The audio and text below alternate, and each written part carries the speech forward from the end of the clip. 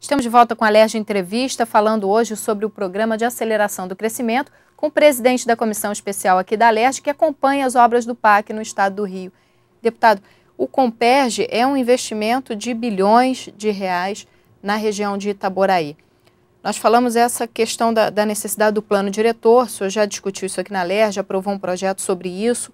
O plano diretor é fundamental, porque é uma região carente, saneamento básico, água potável, essas pessoas não têm atendimento, moradias em estado muito precário, falta de emprego também, pode ocorrer uma favelização em volta do Comperj. De que forma a comissão vem acompanhando isso e vem também mostrando ao governo federal o que vem sendo feito na região? O Comperj tem uma previsão de investimento de 15 bilhões de reais, né? Você imagina, né? É o maior investimento já realizado pela Petrobras em toda a sua história, nos mais de 50 anos de existência. É o maior investimento da história do estado do Rio de Janeiro, né? Então o Comperj é um projeto fundamental para o Brasil e para o Rio, né? E tem, só para você ter uma ideia, tem uma estimativa de gerar 200 mil empregos, diretos e indiretos, ao longo da sua implementação, né? Nós estivemos visitando agora, no mês de fevereiro, as obras do Comperj. Para você ter uma ideia, já tem 4 mil pessoas trabalhando, né, 4 mil trabalhadores trabalhando. São pessoas da região? Nas obras de terraplanagem, né? E uma das exigências, uma das cobranças que a gente fez, né, às empresas e à própria Petrobras, era que estimulasse a contratação de mão de obra local. Então, mais de 65% da mão de obra é local, né? E nós estamos sempre aqui para receber, inclusive, questionamentos e denúncias por parte da sociedade, da população, com relação a essas preocupações. Mas o Comperj vai chegar até o final desse ano, com as obras de construção civil, né, dentro da área do Comperj, a 18 mil trabalhadores, né? É uma verdadeira cidade, né? Então é um investimento muito expressivo, né, que vai reduzir muito a dependência do Brasil de importar produtos petroquímicos.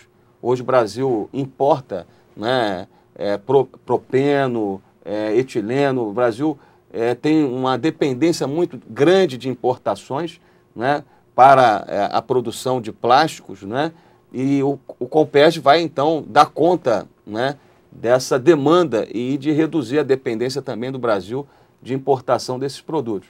Agora, ele vai impactar a economia do Rio de Janeiro, a economia regional, sobretudo do leste fluminense, vai criar uma nova realidade econômica. E como nós temos dito aqui na casa, não basta trazer os investimentos ou viabilizar o crescimento. É necessário mudar o padrão de desenvolvimento do Rio de Janeiro. Mudar o padrão de desenvolvimento por quê? Porque nós queremos, a partir do PAC, do Comperj e de outros investimentos, né, construir um novo exemplo, um bom exemplo de implementação de grandes empreendimentos. Porque na história do Brasil, inclusive do Rio de Janeiro, a gente já tem exemplos negativos, né? Por exemplo, a Reduc, quando foi implantada na década de 60, em Duque de Caxias, ela não teve a preocupação, né, do entorno, não teve a preocupação do planejamento. Então a Reduc hoje consome, para você ter uma ideia, pelo menos 1 metro cúbico de água por segundo. É praticamente o mesmo consumo de água diário da população de Niterói, né? E nós temos ao redor da Reduc centenas de famílias, né? Talvez milhares de famílias que não têm acesso à água potável. Essa é uma contradição que nós não podemos admitir. O Comperj, né, vem pensando nisso? Então, a nossa preocupação, desde o licenciamento da obra, quando nós realizamos aqui audiências públicas para o licenciamento ambiental da obra, é que, por exemplo, a questão da água fosse uma questão central, né? Ou seja, não é possível viabilizar, né, a água necessária para o Comperj. No caso do Comperj são 1,5 metro cúbico de água por segundo, é mais do que o consumo da população de Niterói, né? Você não pode, né, nesse sentido, né, prejudicar o abastecimento de água da região. Então foram apontadas pela comissão outras alternativas, como o reuso da água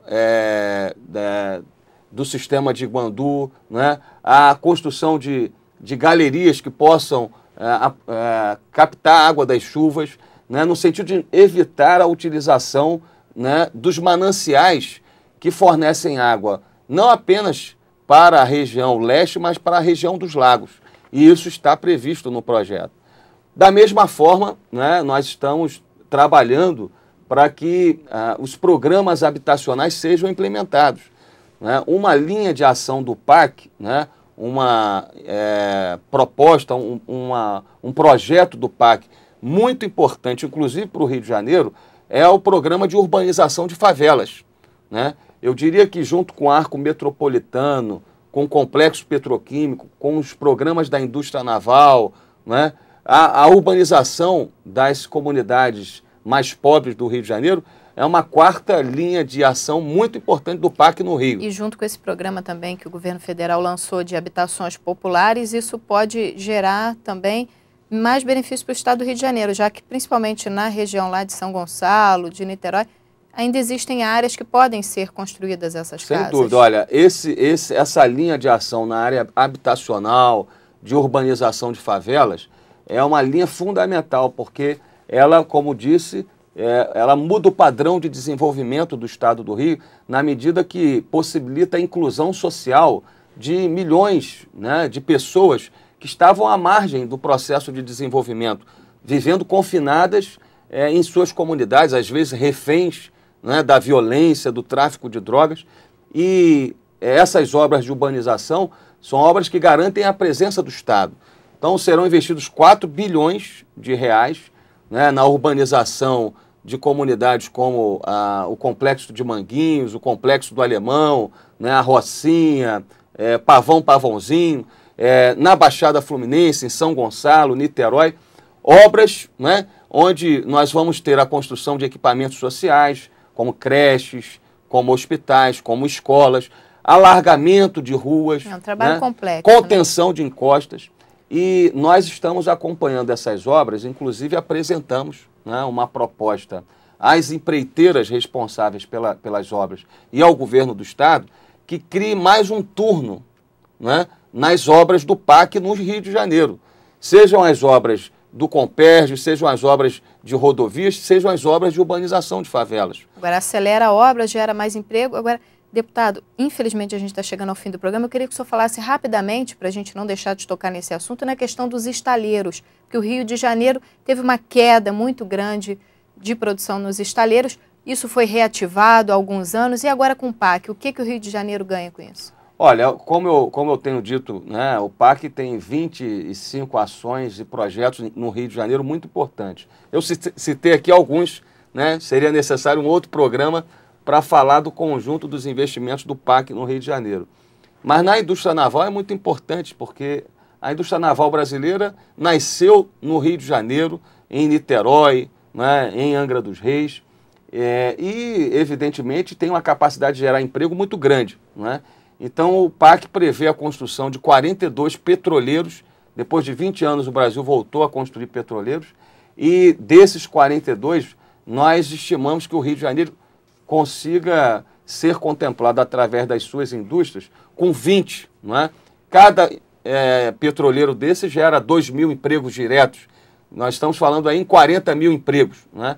Inclusive, o primeiro lote, né, desses petroleiros será construído já aqui no estaleiro Mauá, né, em Niterói, e o presidente Lula deve vir agora em abril, né, ou o presidente da Petrobras, para iniciar a construção, né, desses petroleiros no estaleiro aqui no Rio de Janeiro. Infelizmente o nosso tempo terminou, preciso terminar nosso programa. Agradeço a sua participação, suas explicações. Se você quiser assistir mais uma vez a esse Alerj Entrevista, é só clicar no nosso site www.tvalerj.tv.